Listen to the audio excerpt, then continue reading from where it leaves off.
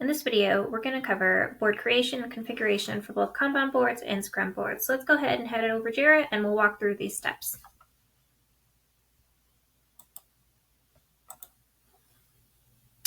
Coming over to Jira, the first thing that you're going to do is you are going to find the project that you want to create boards in. In this example, I'm going to create boards under the Development 2.0 project. Once you're in the project that you want to create boards in, you're going to go to the widget on the left-hand side. If your widget is not expanded, go ahead and hit that expand arrow. On the left-hand side here, you'll either see something that says Kanban board or active board for a sprint. If you see neither of those, that means you haven't created a board in your project yet, and that's exactly what we're going to walk through. So as I mentioned in a previous video, you can have both a Kanban board and a Scrum board in any project in Jira. The way that you do that is you can create boards and multiple boards for a specific project, or you can create boards that pull from multiple projects. The way that you're going to do that is on this widget, you're going to hit the boards drop down here. And at the very bottom, you'll see something that says create board. You're going to hit that create board button. From here, you're going to be prompted in a window to either create a Scrum board or a Kanban board. For this example, we're going to walk through a Scrum board first. So go ahead and hit that create Scrum board. And then from here, you're going to be prompted to either create a board with a new software project, create a board from an existing project, or create a board from an existing saved filter. What we're going to do is we're going to create a board from an existing project. Then we're going to hit next. From here, you're going to name your board. And so for this board, I'm going to call it Scrum Board Demo. And the project that you are going to put this board under. So I'm going to create this board with the Development 2.0. And the location is where you want this board to live. So you can select one or more projects for any given board. And so if you create and select multiple projects, like if I also wanted to pull things from just my development project, so I am pulling from both these projects, you do still have to choose a location for it. A board can only have one location. So that means even though it pulls in issues from the Development 2.0 project and the development project, you're only going to be able to find the board and access the board through the Development 2.0 project, despite it pulling from both of these.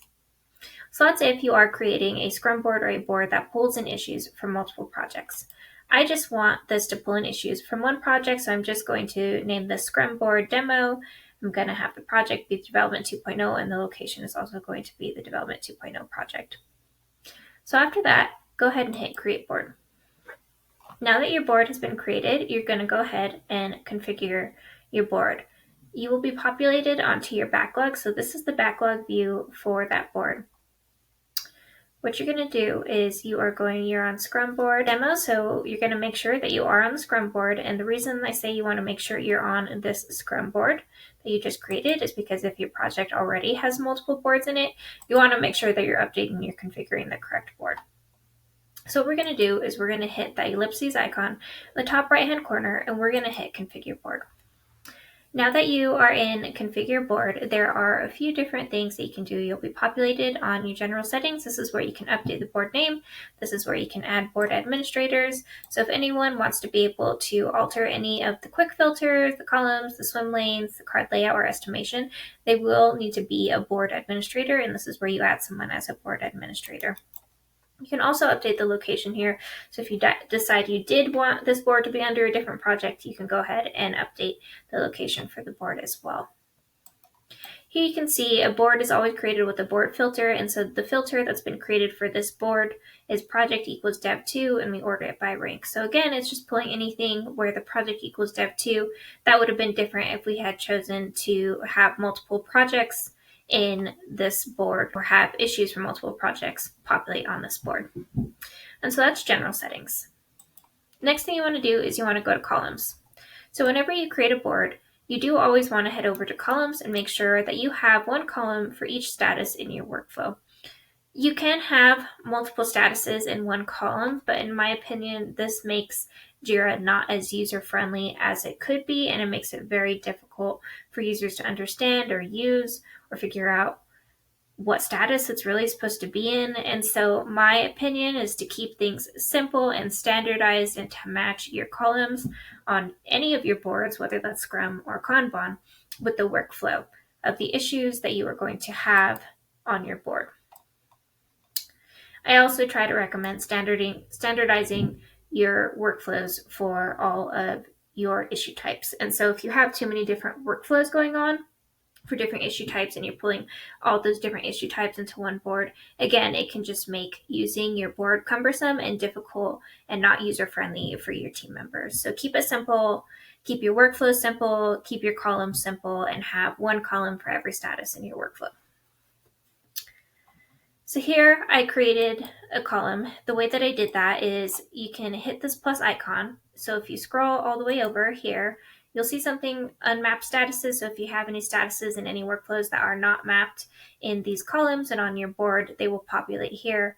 The other thing you can do is there is a plus icon on the right hand side here of all the columns. Go ahead and hit that icon and we are going to create a column for the on hold status. And we are going to name it on hold. So again, this is me matching my column names to the actual status that we'll put in that column. So I click and drag the on hold status under this on hold column. Now you'll see that since this on hold column is at the very end, it's green instead of blue, whereas the status here is colored blue and the done status here is colored green. That's because the last column in your board will always be considered as a resolved task. And so you don't want anything that's not a resolved status to be in that last column. And so what I'm going to do is I'm going to click and drag and move the order of my columns so that on hold is right after in progress and right before done. So now my board will be in this view in this layout. So to do, in progress, on hold, and done. And this is how you can configure your board. The other thing that we're going to do is we're going to go to swim lanes. Here you can see with swim lanes and the drop-down methods, again, I like having my swim lanes as epics. I'm going to select epics as my swim lanes method. If you go to quick filters, this is where you can create quick filters. So if you wanted to view anything that was open for longer than a week, you could create another quick filter using JQL saying created greater than or equal to 7 days. And that'll display issues that have been created 7+ days ago. And that'll just give you an idea if something has been open for quite a long time that should be addressed sooner rather than later.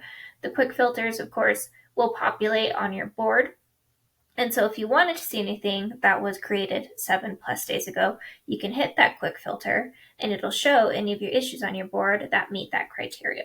And so that's one way that quick filters can be useful. Card colors. You can assign colors to cards to help your team identify issues a little bit more easily. They have a link here, so you can go and you can read a little bit more about card colors, but some of the methods they have are issue types. So if you want to separate cards by what issue types they are, you can have them be different colors. Same thing with priorities. If you want them separated by priorities, a nice visual would be to color code those by priority, or you can do that by assignee or queries. So let's go ahead and select priorities. When you select priorities here, you can see highest is going to default as red as the color. High is going to be pink, medium is going to be orange, and low is going to be gray. The other thing you have is card layout. So if you come to card layout, when you see your cards on your board, you can display up to 3 fields. And the way that you do that is under this active sprint section. So let's say I want to see what the story points are. I can select story points and hit save. Let's also say you didn't want to do the color coding for the cards for priority, that's just going to seem too in your face and just too much. What you can also do is you can display priority on the cards. And then here you can see story and priority, and you can still add one more field to display on your cards if you choose to do so. The other thing is I like making my backlog match up with what the active sprint board is showing as well. So I also want to see story points on the backlog with tasks, and I also want to see the priority. And so I'm going to hit save, and now both the backlog view, whenever I see an issue, I'll see story points with that issue and priority. And on the board itself, the Scrum board itself, I will also see story points and priority on those cards. Now, because I added priority here, You could come back in here and you can deselect priorities and put this as none. I'm going to leave it just as an example for the time being. So after you go to card layout under board configuration, there's also estimation. This will determine how your team estimates work for your project. The estimation method that I have currently set is story points. You can also do original time estimate. If in fact you are a consulting firm and you bill by the hour, you can use original estimate as a time estimate. So if you think something is going to take 16 hours to complete and it really ends up taking 18 hours that were logged, you have that original estimate that you can view. And again, that estimation, if you wanted your original estimate to show on your backlog instead of story points, you can look for that original estimation. And so again, you can add original estimate instead of story points. So if you have your estimation method, be sure that when you're configuring your boards to definitely come into estimation and select the one that's appropriate for you.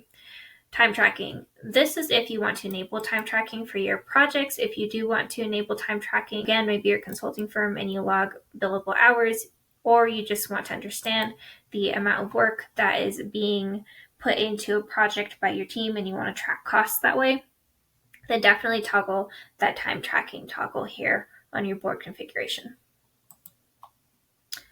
The other thing you can do is you can select working days. There is a system default here that will automatically populate based on your location. It'll populate with the work week being Monday through Friday.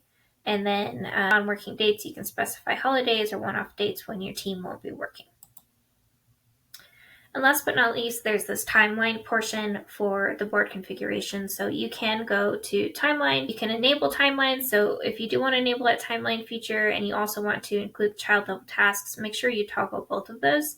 And then here is another way that you can also select configuration for that timeline. So you can schedule by start date and due dates, or you can schedule by sprint dates.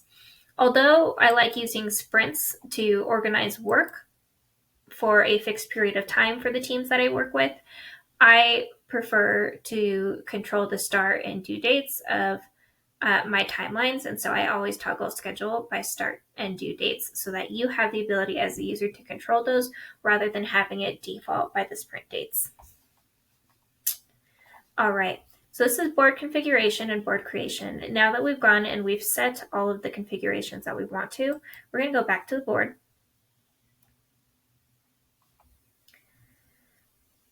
And here we are on our backlog. And we are still in Scrum Board Demo. Let's go ahead and create a sprint. And let's go ahead and edit the sprint and rename it Scrum Board Demo 1. This will be 2 weeks long. We're going to do the start date as today, and it'll end on the 11th. And the sprint goal, we'll just do example Scrum Board creation and configuration.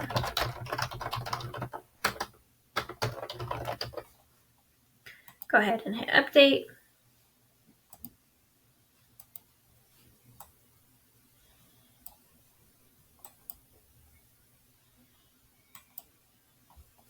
And here we are going to go to active sprints. You can see because Dev2 sprint is currently active, we are populating on the Scrum Board demo. Here's where those card colors come into play. You are seeing that it's grouped by, and the swim lanes are grouped by epics. And then you also see that the board here is in the to do, in progress, on hold, and done statuses.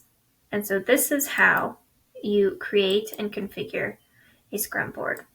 Here you can also see on the cards that you have the priority.